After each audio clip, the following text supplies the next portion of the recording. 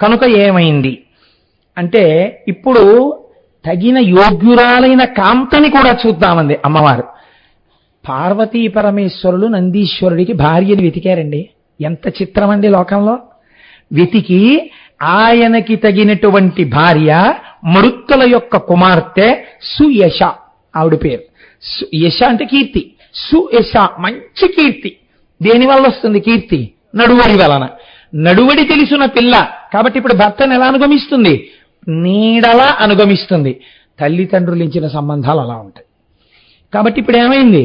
మంచి కన్యని తెచ్చి సుయశ అనబడేటటువంటి మరుత్తుల కుమార్తెనిచ్చి నందికేశ్వరుడికి వివాహం చేశారు. పీటల మీద ఎవరు కూర్చోవాలి? నందీశ్వరుడి తరపున పార్వతీ పరమేశ్వరులు కూర్చున్నారు. ఏమి భాగ్యం పొందాడండి నందీశ్వరుడు. ఇప్పుడు మీరు నిజంగా ఓ శివాలయంలోకి శివుణ్ణి చూడ్డానికి వెళ్ళగలరా?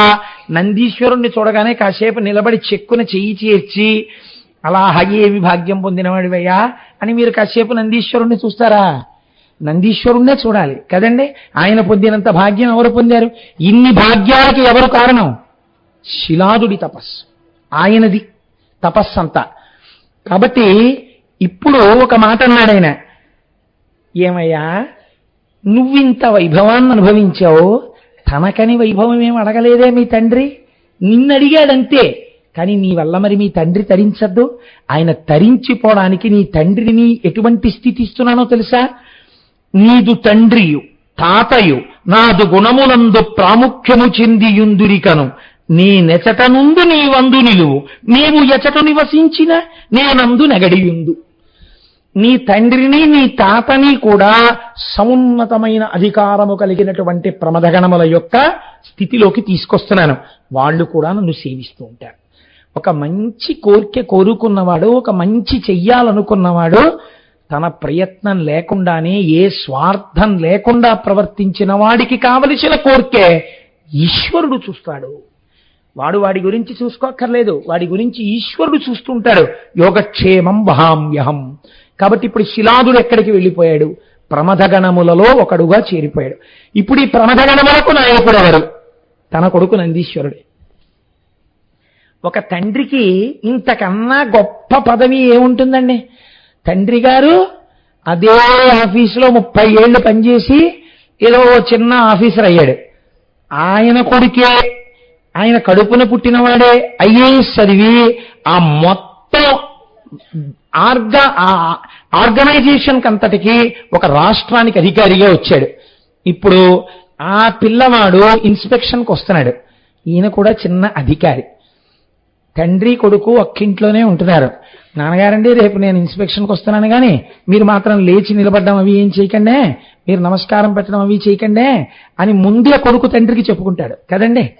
అయినా ఇప్పుడు ఆ కొడుకు ఇన్స్పెక్షన్కి వస్తుంటే కారు వచ్చేసి కారు దిగిపోయి స్టేట్ లెవెల్ ఆఫీసర్ ఆయన, ఇక్కడ ఉన్న ఆఫీసర్ గారు కూడా లేచి నిలబడి ఎదురొస్తే గబగబా ఆయన మెట్లెక్కి ఆఫీసులోకి వచ్చి ఇన్స్పెక్షన్కి లోపలికి వెళ్ళి ఒక్కొక్కరిని పిలుస్తూ ఆఫీస్ చూడడానికి బయటికి వస్తుంటే ఇన్నాళ్ళు తనతో మాట్లాడిన వాళ్ళు ఆయన్ని తనని చూస్తుంటే ఆ కొడుకు ఆ తండ్రి భావాలు ఎలా ఉంటాయండి?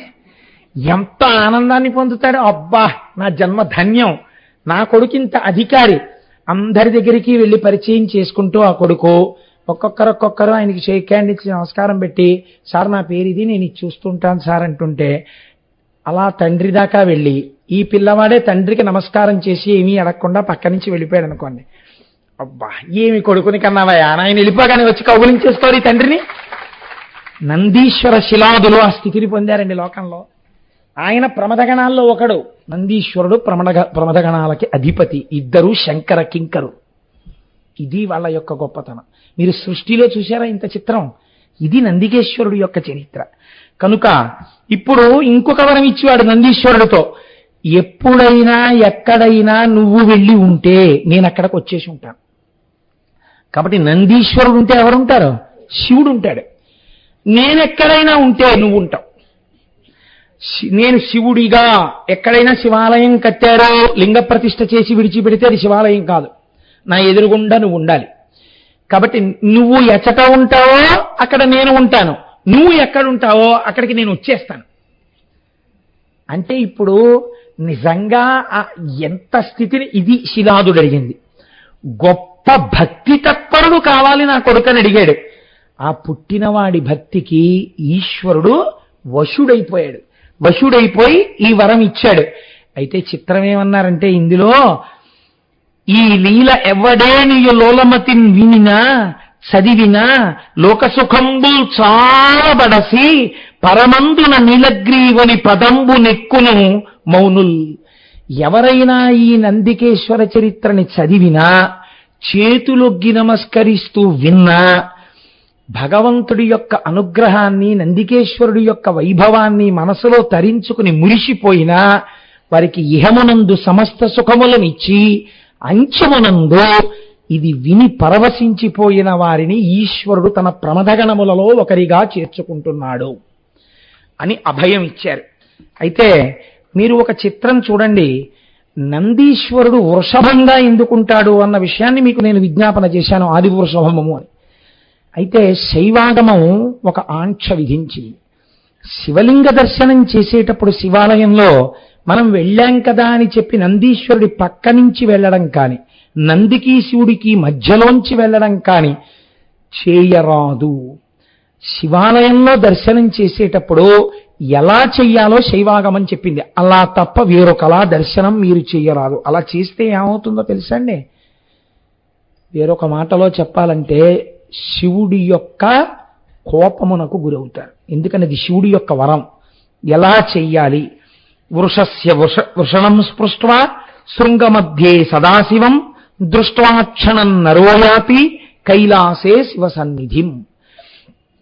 తోక పక్కకి పడవేసి వృషణములు కనపడేటట్టుగా పడుకుని ఉంటుంది నందీశ్వరుడి యొక్క మూర్తి. ఎడమ చేతి బొటన వేల్ని, ఎడమ చేతి చూపుడు వేల్ని నంది యొక్క శృంగములు కొమ్ముల మీద వేసి, కుడి చేతితో ఆయన యొక్క వృషణములను పట్టుకుని 2 వేళ్ల మధ్యలోంచి శివలింగాన్ని చూస్తూ హరహర మహాదేవ శంభో శంకర అన్నారు. ఇలా ఎవడన్నాడో వాడు కైలాసమునందు శంకరుణ్ణి దర్శనము చేసినటువంటి పుణ్యం వాడి ఖాతాలో వేస్తారు.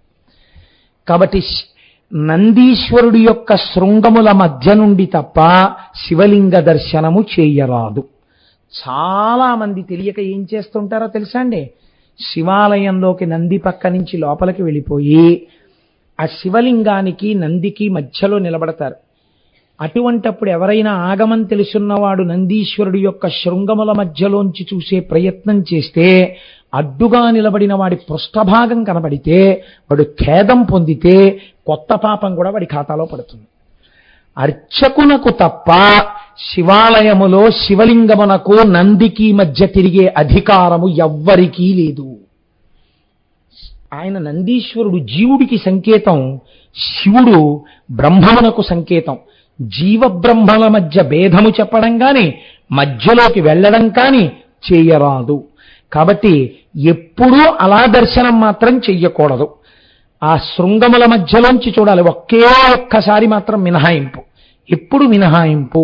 ఆయనకి కవచం పెడతారు సాయంకాలం. కవచం అంటే అలంకారమైపోయినటువంటి మూర్తి. శివుడి యొక్క ఆ ఊర్ధ్వభాగం, వక్షస్థలం, శిరస్సు, చంద్రరేఖ, త్రిశూలం అన్నీ కనబడుతుంటాయి.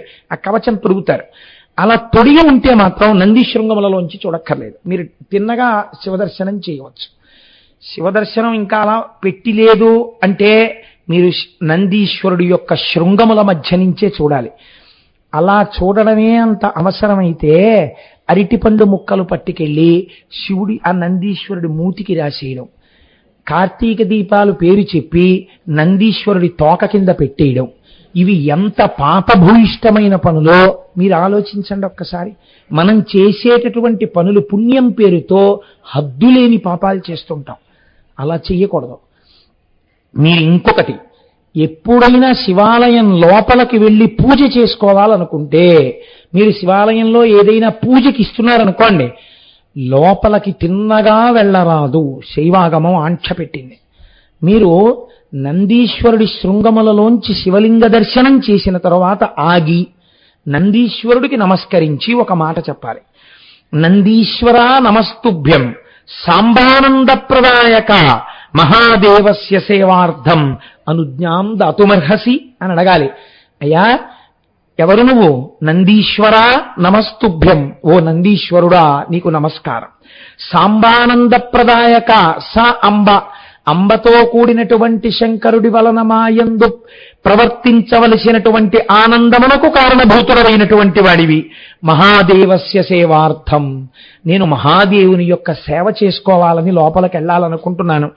అలా నేను సేవ చేసుకోవడానికి అనుజ్ఞాం దాతుమర్హసి, నాకు నీవు అనుజ్ఞను ఇయ్యవలసినది అని చెప్పి మీరు లోపలికెళ్ళి పూజ చేసుకోవాలంటే గోత్రనామాలతో ఇవ్వాలి తప్ప మీరు నందీశ్వరుని యొక్క అనుమతి లేకుండా శివాలయంలో పూజ చేయరాదు. ఈ నందీశ్వరుడు మీరు చూడండి, 4 పాదములతో చక్కగా అలా పడుకుని ఉంటాడు. ఆవిడ సభలో ఉన్నారో లేరో కానీ చాలా సంతోషం శర్మ గారు. శివుడు గురించి చెప్పేటప్పటికీ సుబ్రహ్మణ్యుడు వస్తుంటాడులా ఉంది. మనం ఈ సభలో ఉన్నారో లేరో నాకు తెలియదు అసలు. లేకపోతే ఆవిడ ఒకసారి మైక్ దగ్గరికి పిలిచి పాడమన్నారు. రాజీ గారు ఉన్నారేంటి ఎక్కడైనా? లేపాక్షి బసవయ్య లీచిరావయ్య కైలాస శిఖరిలా కదలిరావయ్య అని ఆ బసవయ్య ధర్మమునకు మారు పేరు. ఆ లేపాక్షిలో ఉండేటటువంటి బసవయ్య అంత అందంగా ఉంటాడు. ఆయన 4 పాదములతో పడుకుని ఉంటాడు. ఆ 4 పాదములు ఏమిటో తెలుసా అండి? అది ధర్మము. ఆ ధర్మము మీదనే భగవంతుడైనటువంటి శివుడు అధిరోహించి ఉంటాడు. మీకు ధర్మమే సమస్తమును తీరుస్తుంది. ధర్మమే సమస్తమునకు ఆలవాలమవుతుంది. ఆ ధర్మమే నందీశ్వరుడి యొక్క 4 పాదములుగా ఉంటుంది.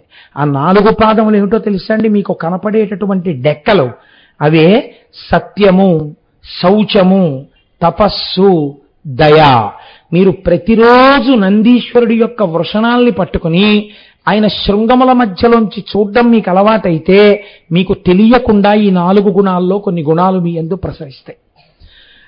కనుక ఏమవుతుంది అంటే ఈ 4 పాదముల చేత నందీశ్వరుడు ధర్మమే తానై ఉన్నాడు.